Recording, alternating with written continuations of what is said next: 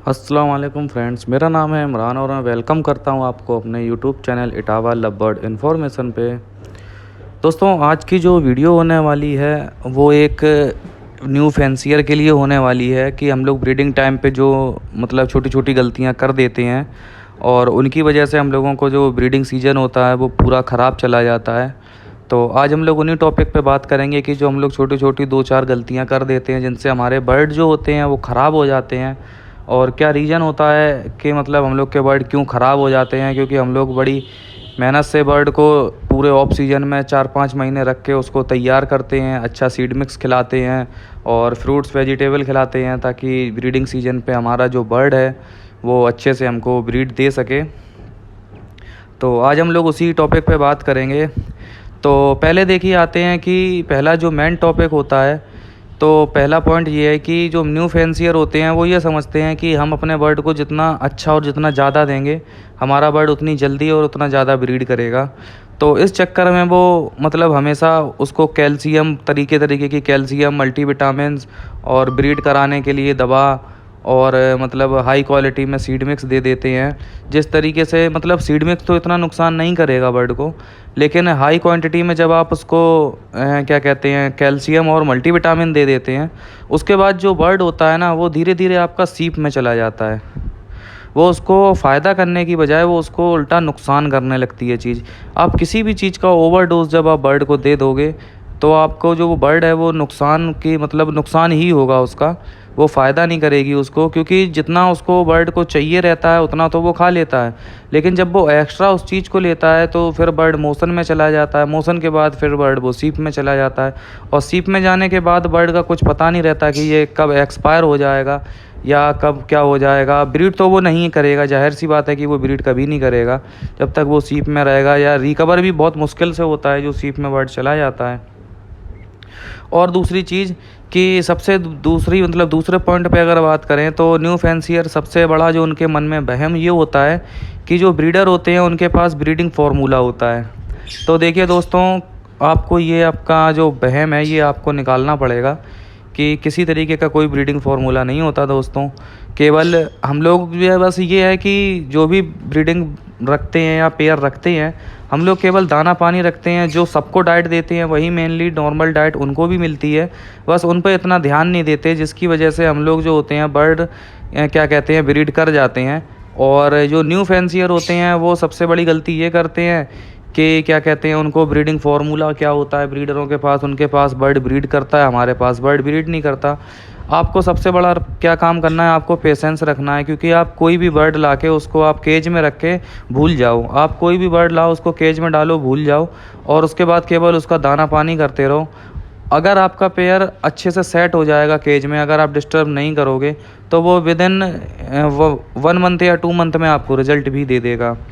तो दोस्तों, ये बहुत ज़रूरी चीज़ है जो मैंने आपको बताई है, और ये आपको फॉलो भी करना है। क्योंकि कोई किसी तरीके का कोई ब्रीडिंग फार्मूला नहीं होता, और ब्रीडिंग फार्मूले होते भी हैं तो वो कोई मतलब फ़ायदा नहीं करते। फ़ायदा तो करते हैं बर्ड को, लेकिन उसके जो रिज़ल्ट होते हैं ना बाद में बर्ड के लिए वो बहुत ज़्यादा ख़राब होते हैं।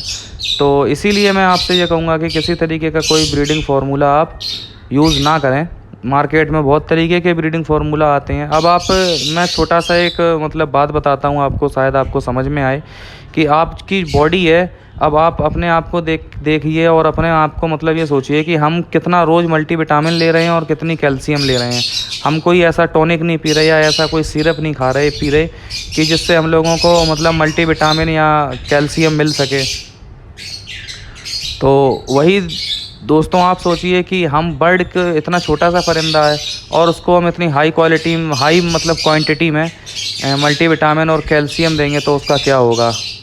तो सप्लीमेंट अगर हम लोग अपनी बॉडी पे भी यूज़ करते हैं तो उसका रिज़ल्ट ज़रूर देखने को मिलता है, लेकिन कुछ टाइम के बाद उसका साइड इफ़ेक्ट भी देखने को मिलता है। तो दोस्तों, यही सेम कंडीशन उनके भी साथ है कि अगर हम कोई सप्लीमेंट यूज़ करेंगे और उसके बाद फिर बर्ड जब 1-2 साल हमारा अच्छा ब्रीड करेगा उसके बाद बर्ड ख़राब हो जाता है। तो आप ज़्यादा से ज़्यादा मेरा कहना यही है कि कोशिश करिए कि आप नेचुरल डाइट पे बर्ड का ध्यान दीजिए। उसको ज़्यादा मल्टीविटामिन और कैल्शियम देना ज़रूरी है, अच्छी बात है दो आप, लेकिन आप हफ्ते में 1 दिन दे दो या 15 दिन में 1 दिन दे दो, इतना इनफ है। लेकिन आप हफ्ते में 3 दिन दे रहे हो, मैं देख रहा हूँ कुछ लोग बता रहे हैं कि 3 दिन दे दो, आप हफ्ते में 4 दिन दे दो या हफ्ते में 2 दिन दे दो। तो भाई ये कोई मतलब कायदा नहीं है, क्योंकि देखिए आदमी मैंने देखा है बताता कुछ और है, लेकिन हर इंसान अपने तो परिंदे जो होता है वो अपने हिसाब से पालता है और अपने हिसाब से ही बर्ड मेंटेन करता है। और हर जगह का टेम्परेचर अलग होता है, एटमॉस्फेयर अलग होता है। तो उसी हिसाब से हम लोगों को जो अपने यहाँ का टेम्परेचर है उस हिसाब से अपने बर्ड को मेंटेन करना है। तो दोस्तों इस चीज़ का आपको ख्याल बहुत रखना है कि क्या मतलब करा जाए क्या नहीं करा जाए। आपको ये गलती तो बिल्कुल करनी नहीं है जो आप मतलब करते आ रहे हैं। कम से कम मल्टीविटामिन और कैल्शियम का आप यूज़ करिए, इंशाल्लाह आपको बहुत फ़ायदा मिलेगा। और नेचुरल डाइट पे बर्ड को रखिए। इतने सारे सॉफ्ट फूड में आप दालें आती हैं, सॉफ्ट फूड वगैरह हैं, इनको आप दीजिए, नेचुरल उनको विटामिन्स मिलेंगे। और क्या कहते हैं ये कैल्शियम के लिए आप कटल बोन फिश रखिए। और मैं जैसे कि हर वीडियो में अपने बताता हूँ कि जो ग्रिट होती है वो बहुत मस्ट होती है बर्ड के लिए। आपको हर केज में अगर बर्ड है तो ग्रिट होना लाजमी है। आप ग्रिट का यूज़ ज़रूर करिए, क्योंकि सारी समस्याएं पेट से चालू होती हैं। और पेट जब अच्छा रहेगा बर्ड का तो जाहिर सी बात है कि बर्ड एक्टिव भी रहेगा और हेल्दी भी रहेगा। और आप समझते होंगे ये। और तीसरा पॉइंट सबसे बड़ा ये होता है कि वो समझते हैं कि कोई ऐसा ब्रीडिंग फार्मूला हमको मिल जाए और हमारा बर्ड जो है ब्रीड कर जाएगा। तो देखिए दोस्तों ऐसा कुछ नहीं है। जब तक बर्ड आप खूब अच्छा ब्रीडर पेयर भी लेके आएंगे ना, तो वो भी आप अपने केज में रख के कम से कम आप 2 महीने भूल जाइए उसको कि वो ब्रीड करेगा। बर्ड इतनी जल्दी ब्रीड नहीं करता, इसीलिए आपको पेशेंस रखना पड़ता है। और हो सकता है कि बर्ड अगर सेट ना हो तो पूरा सीजन भी निकाल दे, और अगर सेट हो जाए तो 15 दिन में भी रिज़ल्ट मिल जाता है। तो आपको ये चीज़ भी करनी पड़ेगी, मतलब पेशेंस बहुत ज़रूरी है। बर्ड को आप केज में डाल के भूल जाएं और केवल दाना पानी करते रहें उसका, और जो भी मतलब डाइट है उसकी आप चलाते रहें, और इंशाल्लाह आपको रिज़ल्ट ज़रूर मिलेगा। अगर आप उसको रोज़ देखेंगे कि यार आज अंडे नहीं दिए, कल अंडे नहीं दिए, परसों अंडे नहीं दिए, आप जितना ज़्यादा उस पर ध्यान देंगे ना, तो जाहिर सी बात है कि वो ब्रीड ख़राब ही करेगा या करेगा भी नहीं, ये भी हो सकता है। क्योंकि हम लोग जिस पेयर पे आप ज़्यादा ध्यान दोगे ना, जिस चीज़ पे भी हम लोग ज़्यादा ध्यान देते हैं ना, वो चीज़ हमेशा ख़राब ही होती है। तो आपको महंगा पेयर हो या आपका सस्ता पेयर हो या लवबर्ड हो या बजरी हो, आपको नॉर्मल जैसे सब पेयर ब्रीड कर रहे हैं उसी तरीके से उसको ब्रीड पे लेना है।